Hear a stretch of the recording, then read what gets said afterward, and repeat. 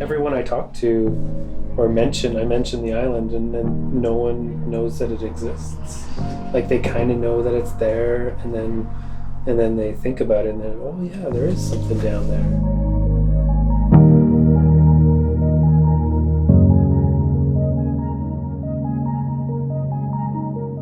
Elbow Island Park. It's in downtown Calgary. It's underneath 4th Street Bridge. And we've sort of created an ongoing multi-year project called The Wandering Island. It's just tied into part of a City of Calgary flood mitigation project.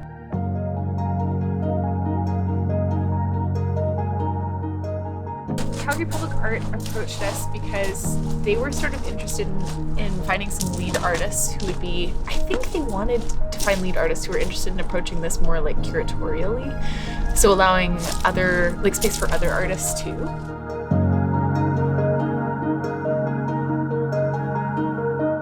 There's 3 facets to this project. They're the permanent artworks, which include the stairs and the stepping stones, and the benches. The benches I include as the second facet of the work because the benches are places to sit and to dwell and to consider.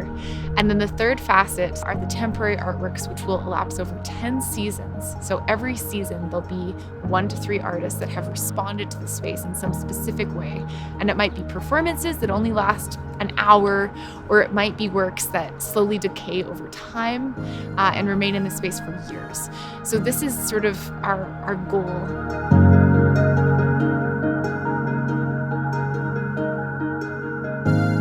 Really careful about making sure that this work is documented. A lot of these artworks that may coexist with each other, they have a relationship through time, but some of them may not even ever exist on the island at the same time. There may be an early artwork that completely degrades or is just a performance, but through the documentation and the kind of archival elements, those works can still coexist and have a dialogue.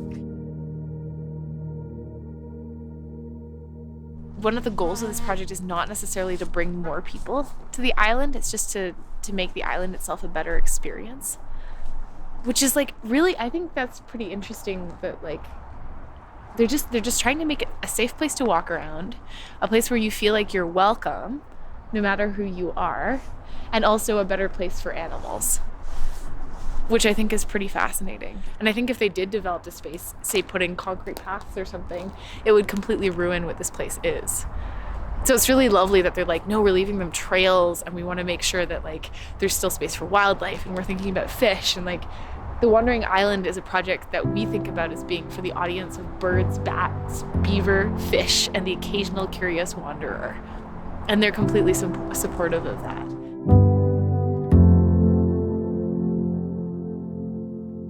It has a long history. It's been around for a long time. The Blackfoot have used it. There's speculation that would have been one of the points that the Blackfoot traditionally used as a crossing, because it wouldn't have been a little bit shallower quite in the elbow. Yeah, and I think all the different types of people, they see that island in different ways, going down to the species that live on the island, the beavers, the plants, the trees. To me, I see it as this floating context, that it's not that one thing that you can lock down, that it is a lot of things, and we need to investigate it, and that's kind of the thought behind bringing more people in there and getting other artists, getting the city's perspective to it, the neighbors' perspective to it, the houseless people's perspective to it. I think we are interested in the contemporary context of participating in Treaty 7 land, and as lead artists on a project, recognizing it's really important that this be an inclusive space, and that we're not inviting people onto this land. This isn't our land to invite people onto, that we're really interested in a diverse participation and trying to sort of create opportunities for a diversity of Calgarians, a diversity of people. This island, because it is quite natural, has looked in a variation of this way for a long time, and there's a bigger picture to consider.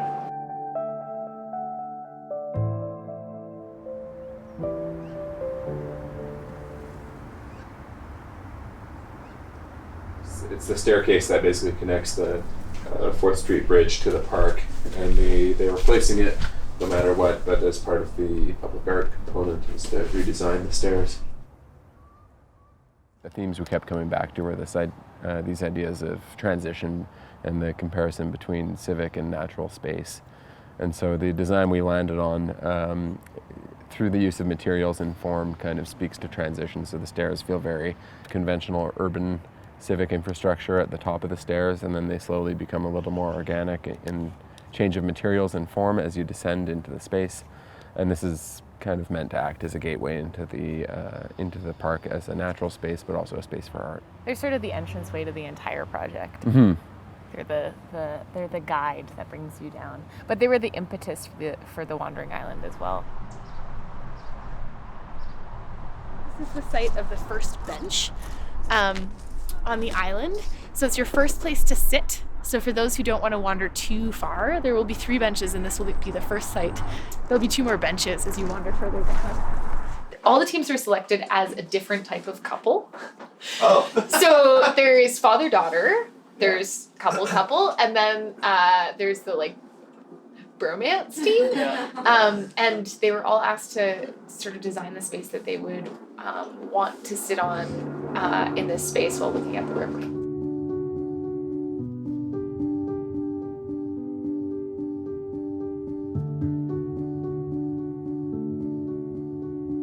There's an ephemeral stream that cuts through the island, and the city wanted to be able to cross it when the water was running through there. So what they call it is a rock ford. And then we were able to get Kabluziak. They designed this text work.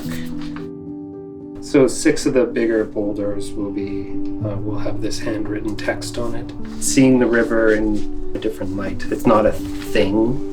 It's an actual being that changes. At both ends, downstream and upstream, 2 pretty massive stones, about 1 meter tall. They're 2 very different contemplative attitudes, looking upstream and looking downstream. They're just nice, different perspectives. Just like the island is different perspectives on how you would view one object. The long-term plan is also to have seasonal temporary works, but the seasonal programming I think will sort of hem it all together, because just thinking about this space over time and thinking about it as a space that grows and is organic and changes. Mm-hmm. All of those things are really important to the wandering of the Wandering Island. A slow learning.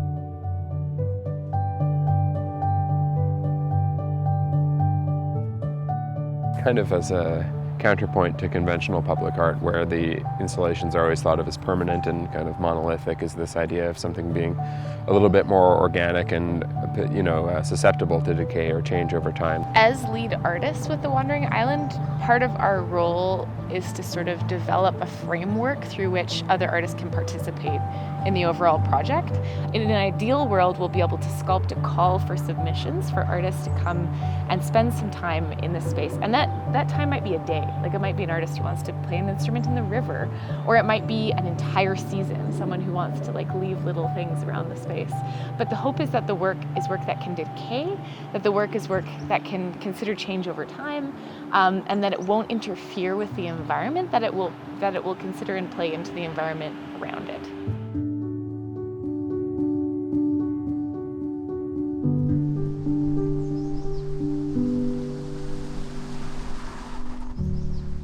No, I think it's more about quality over quantity, allowing objects and actions and performances and happenings in small ways that enhance what's here already, so that you see what's here already a little bit more clearly. And it's almost like giving people an excuse to be in this place. We're working with the landscape, working with the flora and the fauna, learning about the ecology of the island, and then responding to that. It's kind of a process of learning about the island first. What's unique about this project, I think, is that the space itself is so wild, and the project has been allowed to become a little bit wild too. We're really hoping to preserve that sort of slow art in a wild space. It's in the city, so no matter what, it's like connected to it. It's not this landscape that is untouched by man, but there's this overlap, and then given some time, the idea is that it gets better over time.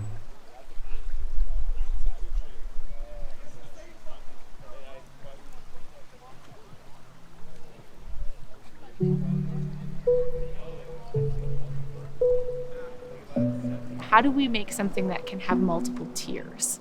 How do we make something that allows space for experimentation and flexibility and integration into landscape, while also not being so hubristic in imposing too much onto the landscape, but also wanting to have some sort of iconic imagery that we create for the space, so that you invite people down, like you have those moments where you realize that you're being invited into an experience that's different from potentially other parks in the city, but without leaving such heavy footprints that we're squishing what's here already.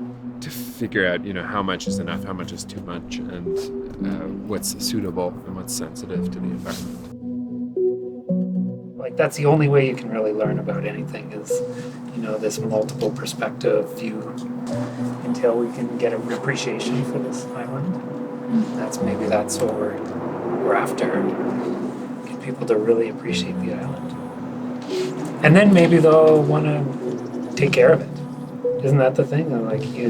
If they love it, if people start to love it so much that they'll take care of it, and then you don't need garbage cans and things like that for picking up litter. If people just instinctively want to take care of it.